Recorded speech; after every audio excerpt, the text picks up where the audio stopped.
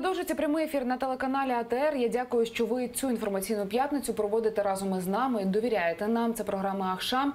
Мене звати Аліна Блохіна, і упродовж найближчих півгодини ми будемо говорити про багато актуальних і цікавих тем, які стосуються кожного. Я вже рада вітати гостя моєї студії. Це Борис Кушнірук, економічний експерт. Пане Борисе, доброго вечора вам. Вітаю. Звичайно, хочу запитати у вас насамперед про те, наскільки наразі є міцною гривня, тому що сьогодні долар досягнув позначки у 26 гривень 90 копійок, наблизившись вже до 27 гривень. Наскільки міцною є гривня і ваш прогноз, які коливання курсу слід очікувати до кінця цього року? Якихось суттєвих коливань я не очікую, хоча, як правило, під Новий рік попит на іноземну валюту збільшується, тому може бути певне зростання курсу іноземної валюти і навіть перетнути позначку 27 гривень, але це таке коливання, яке у нас класично починається десь всередині грудня, тому що це відбувається щороку і це триває десь до кінця січня, потім починається етап такого повільного зміцнення курсу гривні. Тому якихось на сьогоднішній момент якихось таких серйозних причин, які би викликали би знецінення гривні, немає. Попрошу вас прокоментувати той прогноз, той курс, який закладений у державному бюджеті на 2018 рік. Я нагадаю, що у проєкті державного бюджету на наступний рік, опублікованому на сайті українського парламенту, курс 30 гривень за долар. Чим це обґрунтовано? Ну, давайте так. По-перше, щоб було всім зрозуміло, бо це часто поширено, особливо не бажаючи цю неточну інформацію поширюють журналісти. Тому що якщо говорити про закон про державний бюджет, ніяких показників ані інфляції, ані курсу немає. Це лише розрахунковий показник, який є в пояснювальній записці до проєкту державного бюджету. Тому що, мовно кажучи, коли уряд приходить до депутатів, він має пояснити, на базі чого він хоче обґрунтовувати, що у нього будуть такі доходи. От якраз показники ВВП, інфляції і курсу національної валюти є там класичними показниками, які визначають ситуацію з дохідною частиною бюджету. Враховуючи, що це прогнозний показник, це далеко не значить, і 30 гривень це мається на увазі не середньорічний, там закладено середньорічний 29,2, а закладено річний, що наприкінці року буде 30 гривень. Знову ж таки, це не значить, що це справді буде, тому що якщо подивитися на ситуацію з курсом гривні в цьому році, то середньорічний курс був закладений в проєкті як 27,2 гривні. Вже зараз можна доволі сміливо казати, що гривня буде міцніша. В середньорічному вимірі курс гривні в цьому році міцніше, ніж це було заплановано урядом. Це до того, що не варто так вже прискіпливо дивитися на ці цифри, тому що вони є лише розрахункові і буде багато факторів, які можуть впливати, причому, на жаль, як з точки зору зміцнення гривні, так і знецінення. І це не тільки економічні фактори, а в умовах такої залежності надзвичайної від сировинного статусу української економіки і від того, які ціни на зовнішніх ринках, це може помовлювати, що сукупність іноземної валюти буде збільшуватись в Україну чи зменшуватися. Що ціни на сировинні товари на зовнішніх ринках впадуть, то це автоматично призведе до падіння надходжень іноземної валюти, а витрати зупинити важче, тому що доходи то рахуються, таким чином отримують підприємства, населення, соціальні виплати тривають таким чином, це призведе до того, що доходи з'являються, і частина їх потім йде на купівлю готових товарів. А знову ж таки, враховуючи наш сировинний статус, виходить, ми експортуємо сировину, а імпортуємо готову продукцію. Таким чином, у нас, як тільки покращується економічна ситуація, у нас стрімко зростає імпорт. В результаті ми опиняємося з негативним зовнішнім сальдом, і от ситуація вже в цьому році, в минулому році, в цьому році вона доволі неприємна, бо вона підтверджує цю негативну тенденцію з української економіки. Сировинний статус визначає проблему дестабілізації з курсом, А за цим обов'язково буде йти і проблема з утриманням інфляції в певних параметрах, тому що коли у вас в економіці все залежить від імпорту, то як тільки у вас знецінюється гривня в курсовому співвідношенні, значить автоматично це призводить до того, що здорожчує все. Весь імпорт здорожчує, всі складові товарів, які виробляються, якщо там є імпортна складова, вона автоматично призводить до того, що ціна на ці товари зростає в Україні. І це призводить до вже знецінення гривні не тільки курсового, а і знецінення щодо цінностей, ціни на товари. Тому, на жаль, до того часу, поки ми залишатимемося такою економікою сировинною, ми матимемо невизначеність, в тому числі і з курсом, з точки зору і інфляції. Я нашим телеглядачам і тим, хто переглядає нашу трансляцію у Фейсбуці та Ютубі, хочу нагадати про те, що ми відкрили наші телефонні лінії. Якщо ви маєте питання до гостя, будь ласка, телефонуйте до студії 073 419 41 58. Телефон нашої студії. Якщо маєте питання, прошу долучайтеся так само до нашого ефіру. Пане Борисе, я хочу вас запитати, ще така ситуація складається, що пані Гонтарєва, яка заявила про свою відставку, пішла у довготривалу відпустку, і наразі голови Нацбанку, того, який би дійсно працював, немає. Тому що і вона не на місці, і питання це відкрите. Чому досі не обрано голову Нацбанку? Давайте поділимо на декілька складових це питання. Система Центрального банку – це доволі консервативна система за своєю філософією. Тобто, якщо вони проводять певну політику, питання, наскільки вона гарна, але якщо вони проводять, то чи є голова Центрального банку, чи немає голови Центрального банку, це не завжди впливає на поточну ситуацію. Що стосується найбільш дратівливих для населення питань курсу інфляції, то я вже пояснював, що вона значною мірою не залежить взагалі від Національного банку. Національний банк дуже обмежено може вплинути. От у нас в цьому році доволі суттєво виросли ціни, і вони виросли значно більше, ніж було в прогнозах, які робив і уряд, і Центральний банк. Чому? Тому що сукупність факторів, які не залежать від того, що робить Національний банк, призвели до цього. Ну, наприклад, виросли ціни в зовнішніх ринках на аграрну продукцію. Що це призвело? Що наші аграрії почали експортувати цю продукцію, причому прив'язують ціну на внутрішньому ринку до тої ціни, яка є на зовнішніх ринках. Ну, для них логіка проста. Де ви продати дорожче, чи де можна продати вигідніше. Якщо на зовнішніх ринках, то вони будуть продавати там і за тою ціною, яка є там. Тому це один фактор. Там не вражає. По деяким позиціям. У нас виникла проблема з африканською чумою свиней. У нас, на жаль, жахлива ситуація, не всі усвідомлюють такі негативні наслідки цього. Це пошесть, яка захопила більшу на сьогоднішній момент територію України, і у нас змушені внаслідок цього вирубати десятки тисяч поголів'я скота. Ну, я можу навести приклад, лише на одній свинокомплексі, Калітянській, це під Києвом, вирубили 80 тисяч поголів'я свиней. Що це означало? Що у нас фактично скоротилося виробництво м'яса, а це означає, що у нас внутрішнього виробництва не вистачає, і ми змушені імпортувати його. А якщо імпортуємо, то ми до якої ціни прив'язуємося ціна на м'ясо? Вже не та, яка є на зовнішніх ринках.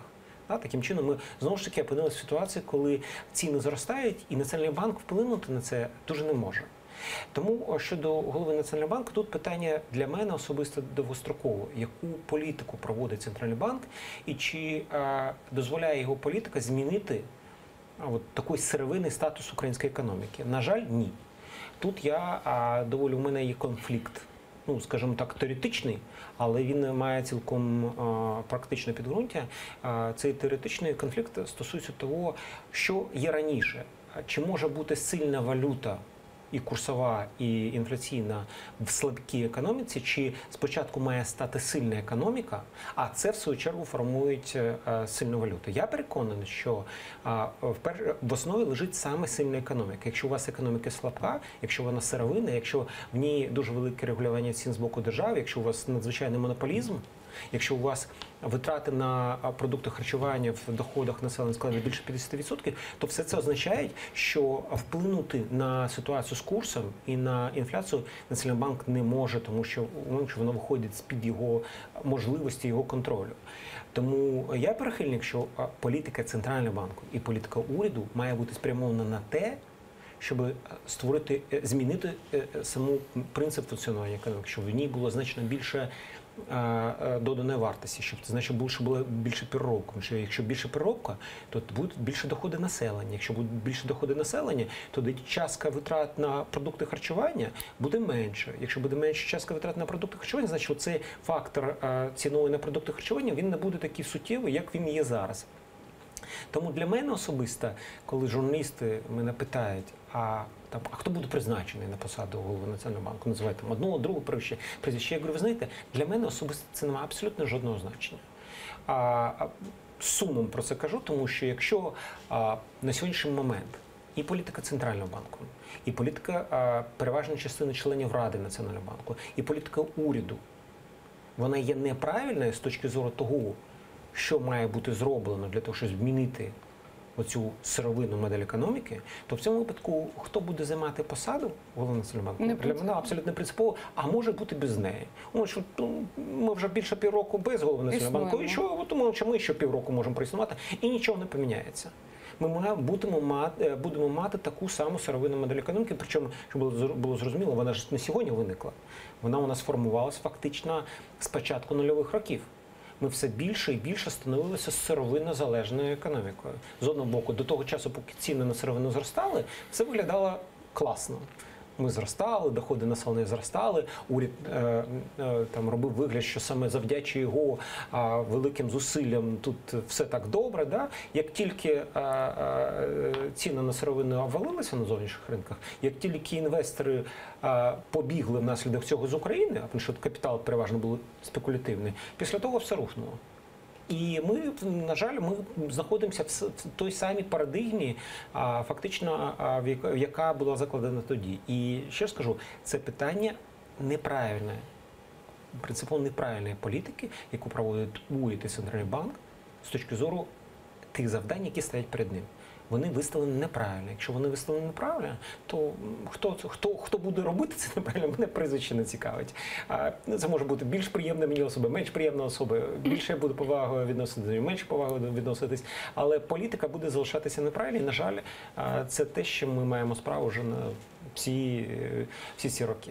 Хочу вас поставити вам питання, які фактори впливають на ріст цін в Україні, тому що те, що говорив Володимир Гройсман, прем'єр-міністр, що ріст цін, зокрема на продукти, спричинило економічне зростання. Ви з його такою заявою, позицією погоджуєтесь чи ні? Якщо ні, які фактори, на вашу думку, на це впливають? На жаль, проблема нашого уряду, знаєте, це у нас взагалі-то всі роки залежності, не можна сказати, щоб уряд випромінював великим рівнем знань і розуміння. А зараз він ще менше у мене викликає з цього приводу, скажімо, задоволення, да? Тому що в реальності немає усвідомлення, в тому числі макроекономічного, що є причина, що є наслідком чого. Те зростання економіки, яке ми маємо, 2%, щоб було зрозуміло, після того, як ми пали протягом лише 14-15 років впали на 16%, зростання на 2 чи на 3%, це для України це означає нічого інше, як стагнація. От уявіть, що ви туди вниз провалилися, да? А потім там десь підстрибуєте внизу. Це не зростання. Воно не має ніякого економічного довгострокового впливу на події. Зміниться ситуація на сировинних ринках, і ми знову обвалимося. Тому питання полягає в тому, що не зростання економічно визначило в зростанні цін. Тому що те зростання, яке у нас є, викликати такий ріст цін, який ми зіштовхуємо в цьому році, це точно не та причина. А що в цьому році визначило зростання цін? Я назвав в першу чергу це ситуація на сировинних ринках на зовнішніх. це неврожай на деякі позиції, це африканська чума свиней, це діяльність монополістів і встановлення державою деяких тарифів. І лише в меншій мірі, в значно меншій мірі, викликало зростання доходів населення. Чому? Тому що, умовно кажучи, після такого глибокого падіння, яке у нас було протягом 14-15 років, пов'язане з девальвацією і з інфляцією, зрозуміло, що там підняття доходів і збільшення доходів – це є настільки очевидна річ, що вона і там такий лаг між пропозицією тієї ж продукції харчової на ринку і попитом, що сказати, що це саме там зростання доходів викликало зростання цін, або, як сказав один наш розумник урядовий, просто українці багато їдять, да? Значить, це умовно той рівень понятійні, які є на сьогоднішній момент. До того часу, поки він буде залишатися таким, до того часу буде таке уявлення про зростання цін. На жаль, вплинути на сьогоднішній момент Національний банк на зростання цін не може. І ще раз кажу, питання полягає в тому, щоб визначити для себе пріоритет. В основі пріоритету має бути саме зміна економічної моделі. Якщо ви створите економіку з більшим рівнем доданої вартості, якщо у вас буде в значно більше доданої вартості створюється в економіці, в цьому випадку буде і значно стабільніша ситуація з цінами. До речі, показова ситуація в Білорусі. Часто густо, коли кажуть, що так в Білорусі навіть вищий рівень зарплати, доходів населення. Чому так? Знаходять причину. Ну, це тому, що батько там за рахунок Росії отримує дешеву сировину, там нафту, газ, і це йому дає плюси. Це правда, але лише частково правда. Тому що якщо подивитися на частку переробки в створенні ВВП, то вона там на сьогоднішній момент майже вдвічі вища, ніж в Україні. А там, де переробна продукція, ну що так було, щоб було зрозуміло, якщо ви виготовляєте сировину, наприклад, в витратах на виробництво металу зарплата складає, там витрати на зарплату складає від 8,9 до 11%. Якщо ви виготовляєте машинобудівельну продукцію, це вже від 15 до 20%. Переробна продукція. Тому там вищий рівень просто доходів. Якщо ми виробляємо лише сировину, і вся політика уряду зводиться лише до розмов про те, що так ми ж і не повинні впливати на... Ми ж проводимо таку політику, яка би... От економіка, ринок сам все визначить, так безперечно він визначає, де у вас є панування сировини, от це сировинна модель, сировинна парадигма вже, вона сама і визначає, тому що вона пануюча в ваших відносинах. Від того, що відбувається з сировиною, відбувається і з вашою внутрішньою економікою. Тому само по собі воно не розсосеться, само по собі воно не розбудується. Це може бути лише цілеспрямована політика уряду і Центрального банку на те, щоб змінити, перейти від сировинної моделі економіки в економіку з більшою доданою вартості, наукоємні технології. Так просто це не відбувається. Крім реформ, які є, скажімо, передумовою для зміни ситуації, тому що саме та економіка, яка була, вона була надто корумпована і надто державою регульована, і тому примітивізовувалася. Не за один рік. Ця примітизація відбулася доволі довго, але поступово ми прийшли саме до сировинної моделі. Так от, якщо ми проведемо реформи, які ми ще далеко не завершили, да, ми лише вийдемо, створимо передумову. Ми ще не означає, що після того от тут тепер у нас буде там добробут. Нічого подібного. Якщо при цьому не буде проводитись відповідна монетарна, грошово-кредитна, її називаючи, податкова, бюджетна, митна політики, тобто які будуть спрямовані на те, щоб підтримати розвиток переробних галузей економіки, створювати там більшу додану вартість, до того часу у нас буде та ситуація, на жаль, яка є в тому числі із тим, що ціни в Україні можуть стрибати доволі сильно, і Національний банк може тільки розводити руками і там або паси, там поставить перед собою стакан води і там склянку, і там паси руками, там заряджати її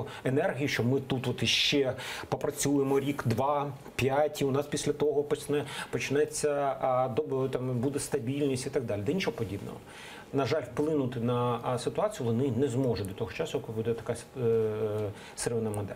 Пане Борисе, ви знаєте, сьогодні у соціальних мережах водії почали жартувати. Сьогодні п'ятницю називають чорною, розпродажі, так, а почали жартувати, що для водіїв українських п'ятниця стала чорною, тому що протягом 23-24 листопада зросли ціни на бензин у мережах, зокрема, деяких великих операторів. Ціна за А95 бензин зросла до 29 гривень 99 копійок за літр. З чим пов'язано підвищення ціни на бензин?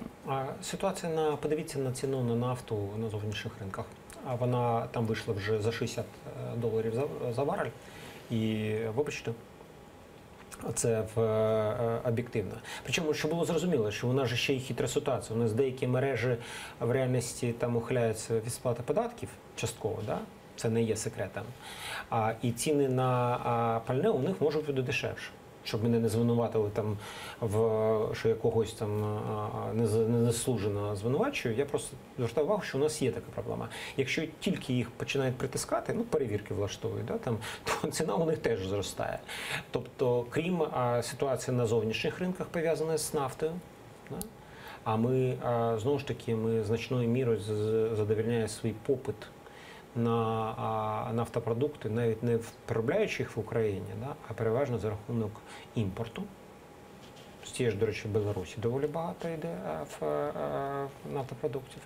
То це призводить до того, що ціна на нафтопродукти зростає. Плюс до того потрібно пам'ятати, що є ще і плани уряду, і я якраз тут прихильник цього підходу, що ще і зростає акцизи на пальне, яке призводить до того, що в кінцеву ціну нафтопродуктів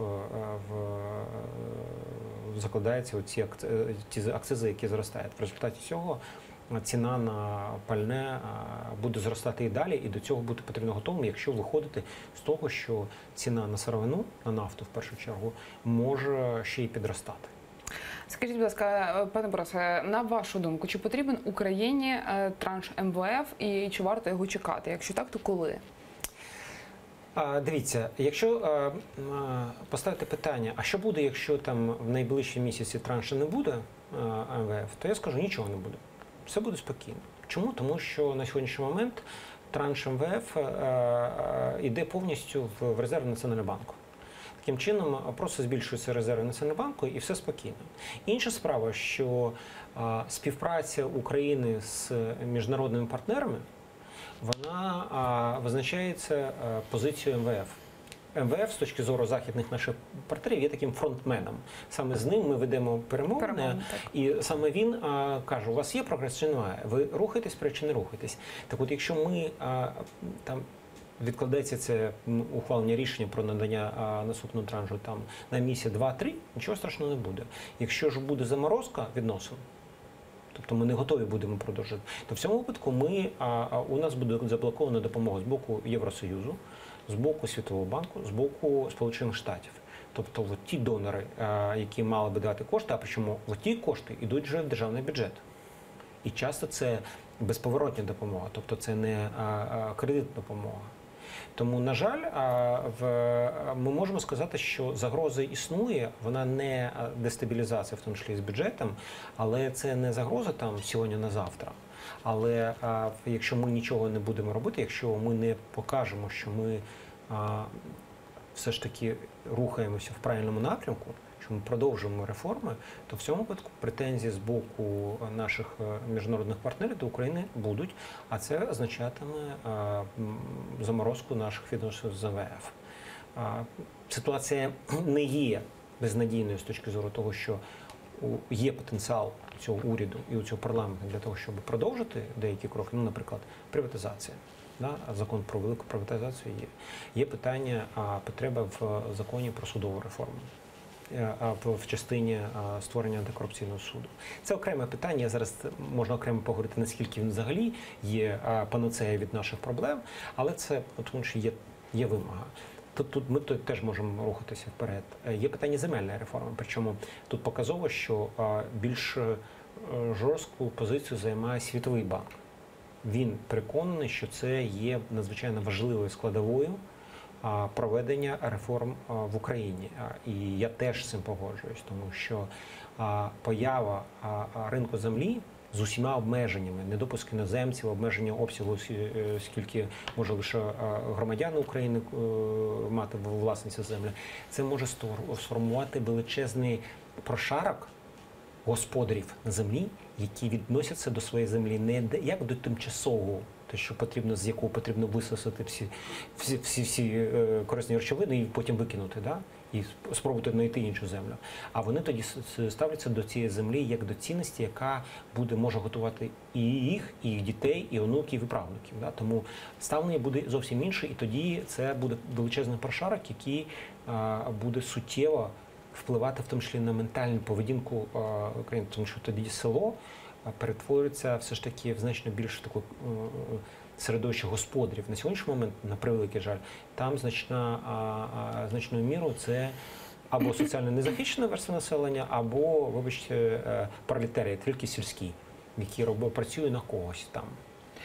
Пане Борисе, у нас залишається не так багато часу до кінця ефіру, але я хочу вас спитати вашу думку щодо того, що от в Сеймі Литві представили програму міжнародної допомоги Києву, назвали її так планом Маршала для України, так, від Литви, який безпосередньо означає про допомогу у сумі на 50 мільярдів євро з 2018 року, впродовж 10 років, на підтримку малого і середнього бізнесу. Гарна це новина для нас? Ну, ви ж самі розумієте, ініціатива може бути чи завгодно. Питання полягає, а чи буде готовий потім Євросоюз виділити ці кошти, враховуючи в тому числі сукупність проблем економічних, з якими зіштовхується Євросоюз. Це перша річ. Друга річ, питання не в тому, щоб нам дати ще кошти. Ну, можуть більше вкрасти. А питання полягає в тому, яким чином стимулювати створення тут виробництва з більшою доданою вартістю. Якщо тут будуть виробництва, які будуть формувати середовище людей з більш високим рівнем доходів, якщо тут буде прошарок господарів на землі, якщо Захід зможе стимулювати Україну, що ми даємо кошти, значні кошти, але під формування тут переробних галузей, в формування тут фермерських господарств, причому сотень тисяч, щоб їх було сотні тисяч, 300, 400, 500 тисяч, от тоді ця допомога вона може мати сенс. Якщо дати просто гроші, ну, добре, за 5-7 років ми їх приїмо. Да, додаткові хтось створить собі там ще палаци, хтось собі купить мерседеси чи там ще якісь багаті машини. Да? Але при цьому ми залишимось там, де ми є. Ми залишимося в рівнях тієї моделі корумпованої, сировинної, монополізованої економікою, яку ми маємо зараз. Пане Борисе, буквально хвилину попрошу, щоб зайняла ваша відповідь. Як Україні стати привабливою для інвесторів? Є 3 складові речі, на мій погляд, для інвесторів. Це перше, це доходи населення, це загальне податкове навантаження на бізнес, чим воно менше, тим краще, і це доступ до кредитів. Умовно кажучи, доходи населення, а вони є часто густо вторинні від того, чи у вас є виробництво, да? З високим рівнем доданої вартості. Але доступ до кредитів дешевих, не під 15, 17, 20%, а під 3-5%. І податкове навантаження, яке має бути на рівні мінімальному, да, для бізнесу. Так от, якщо ці складові зробити, сюди інвестор прийде попри всі проблеми, які пов'язані з наявною корупцією, яка, потрібно усвідомлювати, є майже в усіх країнах. Питання лише там його розміру. Сама по собі корупція негативно впливає, але не зупиняє інвестиції, якщо є привабливі умови для ведення бізнесу в країні з точки зору податкового навантаження на бізнесу і оцих складових доходи і доступ до кредитів. Пане Борисе, я дякую вам дуже за розмову. Борис Кушнірук, економічний експерт, був гостем цієї ефірної години. За 5 хвилин прямий ефір телеканалу АТР продовжить «Заман». Не перемикайтеся.